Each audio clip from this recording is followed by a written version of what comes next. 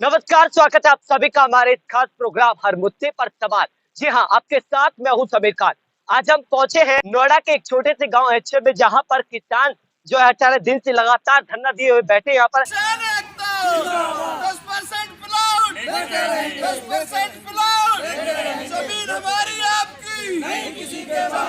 बढ़ाओ मुआवजे के लिए सुप्रीम कोर्ट ने आदेश कर दिया है, लेकिन यहाँ पर बैठी सरकार गूंगे बहरे अधिकारी ये नहीं चाहते कि किसानों का भला हो, लेकिन प्राधिकरण के अधिकारी अभी इसको हल्के में ले रहे हैं।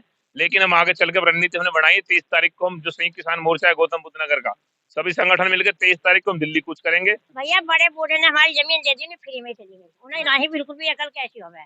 देखिए बड़े बड़े बूढ़े हैं नहीं, यहीं पर घर बना। हाँ यही करेंगे।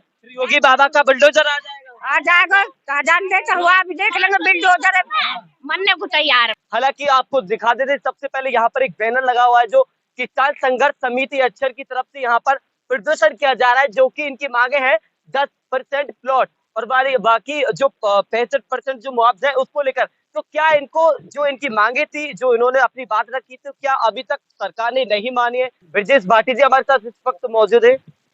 सर, स्वागत है आपका सिटी एक्सप्रेस न्यूज पर। क्या कहोगे, जो 18 दिन से लगातार आपका जो धरना यहाँ पर देखा जा रहा है, अभी तक कोई आपकी मांगे नहीं थी? धन्यवाद है सिटी एक्सप्रेस न्यूज का।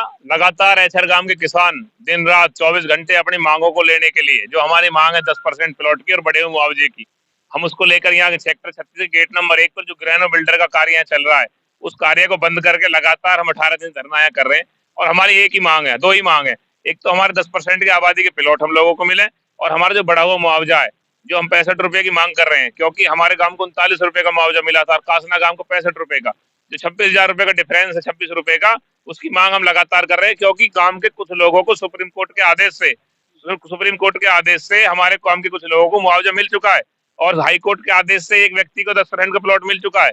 तो उसकी लगातार मांग समांतर नीति के तहत, समांतर नीति होती है कि गांव के सब लोगों को मिले, तो उसको लेकर हम लगातार ये मांग कर रहे हैं कि हमारे गांव के लोगों को प्लॉट मिले और बढ़ाओ मुआवजे मिले। लगातार हमारे लोग दिन रात को भी बहुत सारे लोग रहते हैं, और दिन में सैकड़ों की संख्या में माताएं हमारी रहती हैं।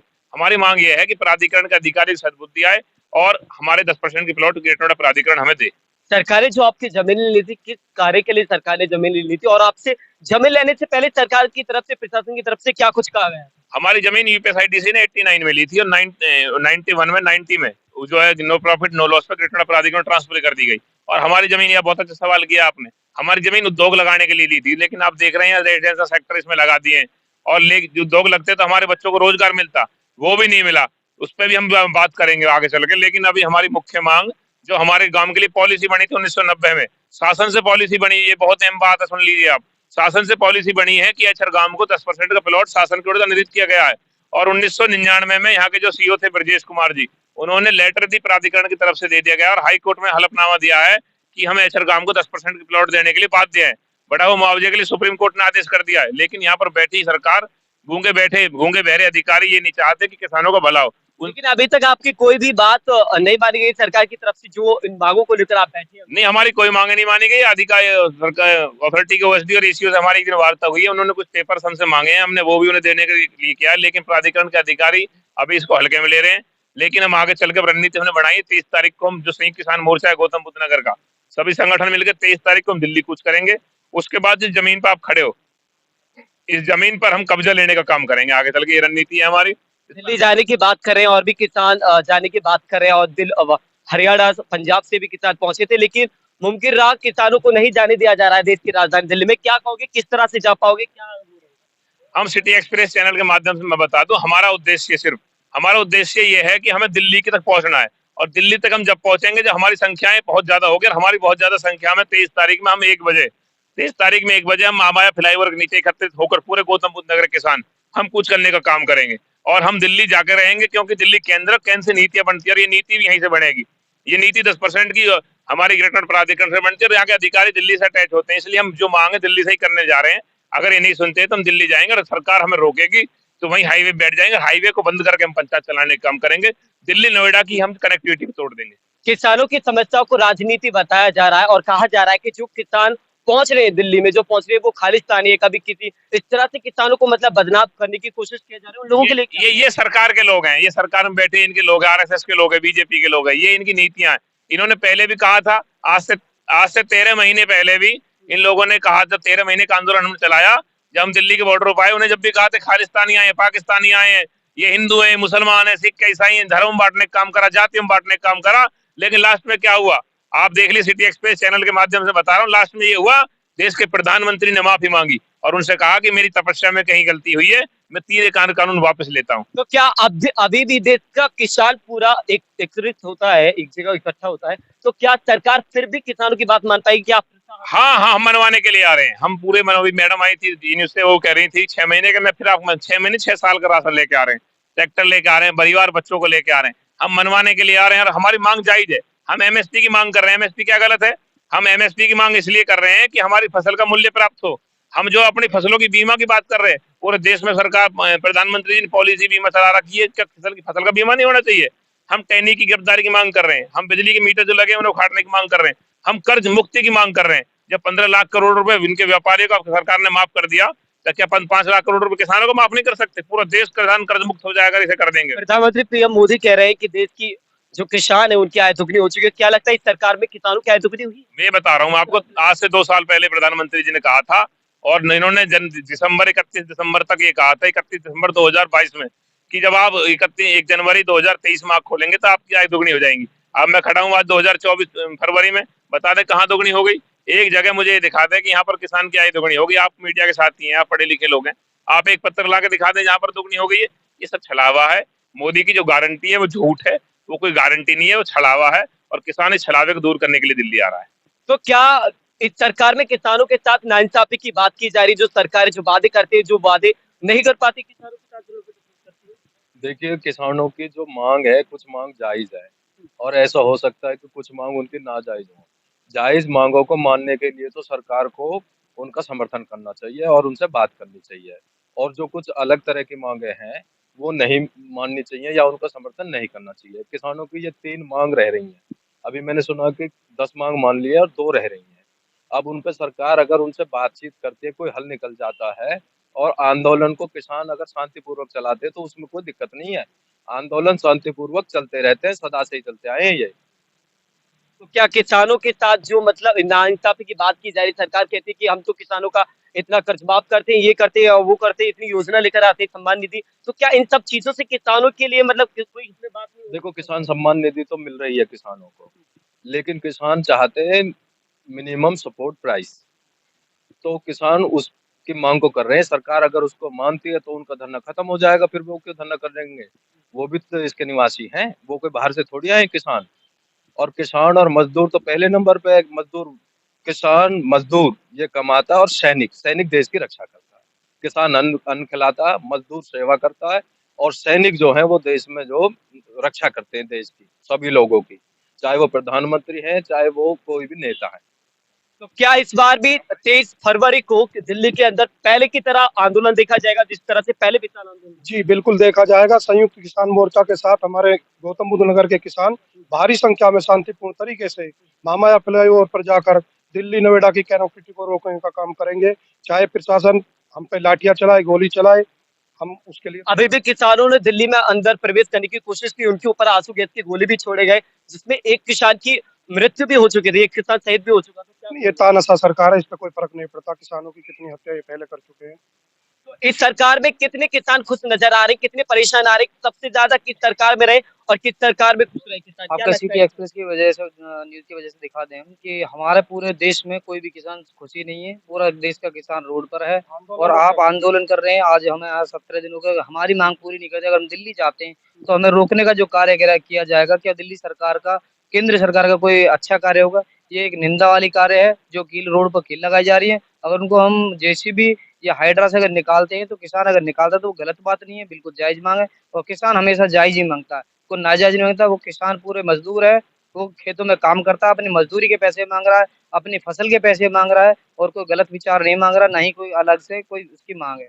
बस हमारी मांग यहाँ पे यही है कि हमारा 10% का आवासीय भूमि दी जाए और जो बढ़ा हुआ मुआवजा है 26 रुपये प्रति गज के हिसाब से, वो बढ़ा हुआ मुआवजा दी जाए। आपकी जमीन लेने से पहले यहाँ के जो प्रशासन लोग हैं जिन्होंने जमीन ली, आपकी सरकार ने वादे किए होंगे कि आपके युवाओं को, आपके जितने भी यहाँ पर बेरोजगार युवा हैं उनको नौकरी दी जाएगी। क्या लगता है कि नौकरी मिल पा रही है? हालांकि आपकी मांगे तो पूरी नहीं हो पा रही, तो लगता है क्या नौकरी दे पाएगी सरकार? गाँव के चारों तरफ कंपनी खोल दी है, कंपनी में जब हमारे बच्चे जाते हैं ना तो उनको बताते हैं लोकल लोकल बताते हैं। लोकल बताते हैं। लेकिन जमीन लेने से पहले क्या कहा गया था कि लोकल के लोग लिए जाएंगे जमीन या बाहर के? जमीन लेने से पहले कही कि आपके गांव के जो लोग हैं तुम्हारे बच्चे हैं, इसमें पढ़ेंगे लिखेंगे और काम करेंगे, लेकिन हमें नौकरी करेंगे, लेकिन हमारे बच्चे इनको ना तो कोई नौकरी मिल रही और कह देते तुम लोकल हो यहाँ से।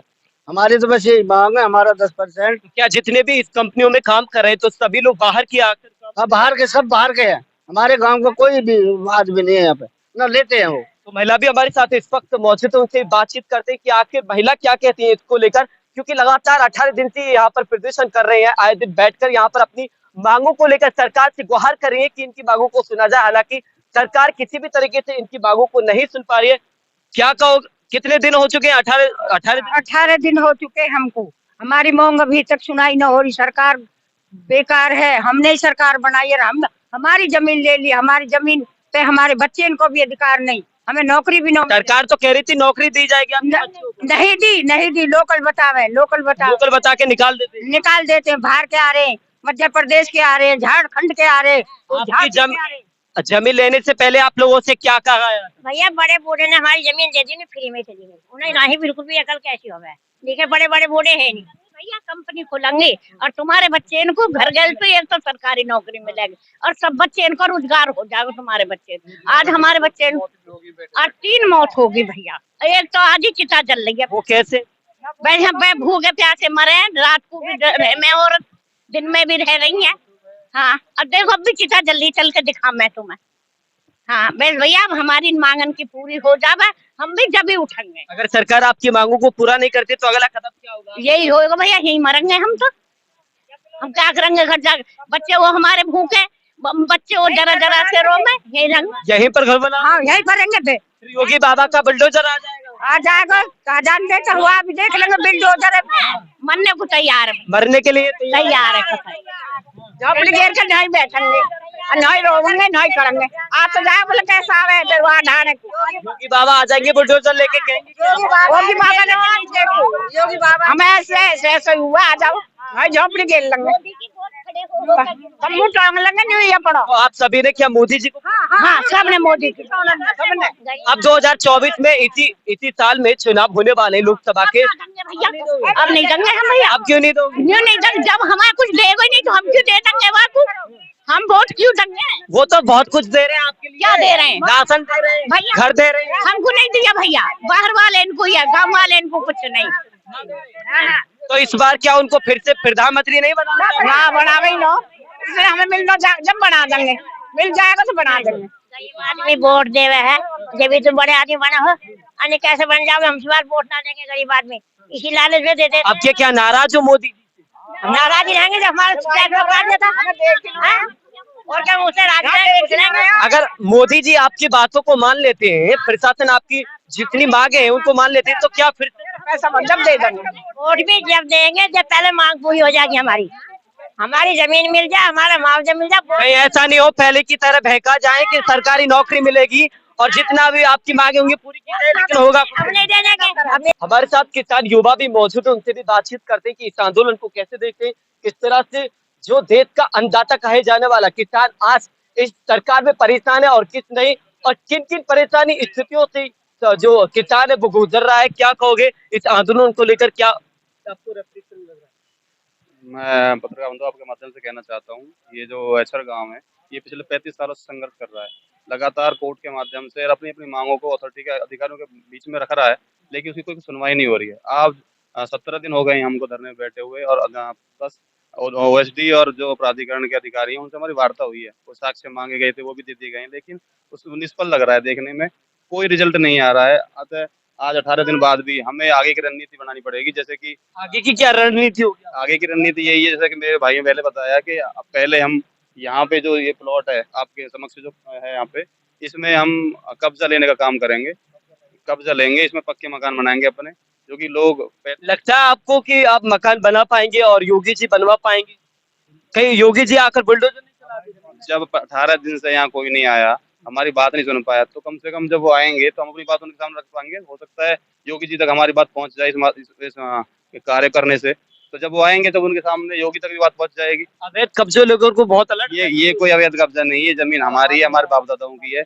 ये तो हमने दे दी थी इंडस्ट्री लगाने के लिए, लेकिन यहाँ पे देख रहे हैं आप रेजिडेंशियल काट दिया, प्लॉट सेक्टर बना दिए हैं। यहाँ पे लाखों रुपए मीटर का रेट है। जो गाँव का निम्न वर्ग के जो किसान है वो उसके पास रहने की भी जमीन नहीं है। आज आबादी बढ़ती है, देखो सबके बच्चे बढ़ते हैं, पैदा होते, तो उनकी जो क्या कहते हैं आप रहने तक की जगह नहीं बची उनके गाँव में।